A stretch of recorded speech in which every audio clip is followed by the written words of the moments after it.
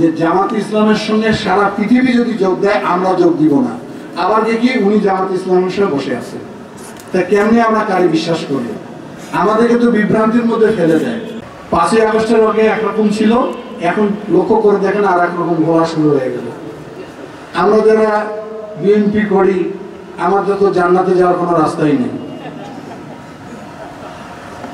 এখন যারা এগুলো বলে আপনারা ভালো ব্যাখ্যা দিতে পারবেন, কারণ আপনারা ভালো জানেন। অনেকেই বলছে যে সৌদি আরবে তো দাড়িপাল্লা নাই, তাহলে সৌদি আরবের লোক কি জান্নাতে যাবে না? যায় নাই। আমার দাদারা যারা আগে মারা গেছেন, যখন এই মার্কাই ছিল না, তারা কি ইমানদার হিসেবে মারা যায়নি? এই যে ধর্ম নিয়ে রাজনীতি, এটি ভয়ঙ্কর। আর একটা ভালো ব্যাখ্যা দিয়েছেন যে ধর্মভিত্তিক ইসলামিক দল একটা হলে কোনো কথা ছিল না, আমরাও কথা বলতাম না, ওনারাই তো 70 ভাগ। এখন এক একজনের বক্তব্য যখন ইউটিউবে শুনি আমি, এক হুজুর বলতেছে যে জামাত ইসলামের সঙ্গে সারা পৃথিবী যদি যোগ দেয় আমরা যোগ দিব না, আবার দেখি উনি জামাত ইসলামের সঙ্গে বসে আছে।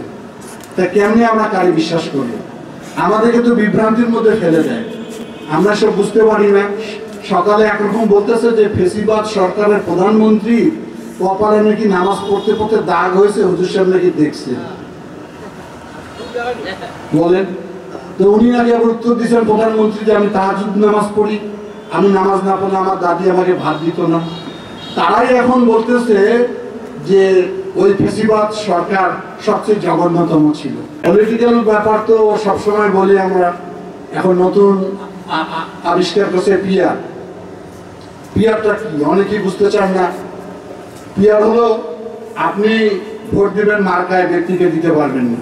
এখন লালমনিরহাট 3 আসনে কোনো প্রার্থী থাকবে না, আপনি ভোট দিলেন। এখন ওই কেন্দ্রীয় কমিটির থেকে যে দলই জয় লাভ করুক, যত আসনই পাক, তারা হয়তো দেখা নারায়ণগঞ্জ থেকে লালমনিরহাটের এমপি পাঠিয়ে দিয়েছে। তা যিনি দাঁড়াবেন, যার সঙ্গে আপনার যোগসূত্র থাকবে না, যাকে আপনি চিনবেন না, তার সততা আপনি জানবেন না, তার দক্ষতা জানবেন না, তার মানবিক গুণাবলী জানবেন না, তাকে আপনি কি নির্বাচনে ভোট দিবেন? আপনি ভোট দিলেন একজনকে আর এমপি হয়ে নির্বাচিত হয়ে লাগবে, এটা জায়েজও নাই। অনেক ধরনের আরো অনেক বিতর্ক আছে, সেখানে আমি যেতে চাই না। ইসলামে তো এই বিষয়টা তো নাই। ভোটের যারা আজকে ইসলামের শাসন কায়েম করবে, তারা গণতান্ত্রিক পদ্ধতিতে দেশে ইসলামিক শাসনতন্ত্র কায়েম করবে। এটা কেমনে হয়? এটা তো হয় না, খেলাফতের তো এটা নাই। আমি আশা করি যে এগুলো বিভ্রান্তি, এগুলো হলো পানি ঘোলা করে মাছ শিকার করার চেষ্টা করা হচ্ছে। বিশেষ করে যারা ধর্মভীরু হয়ে আছেন তাদেরকে এই সমস্ত টোপ দেওয়া হচ্ছে আর কি।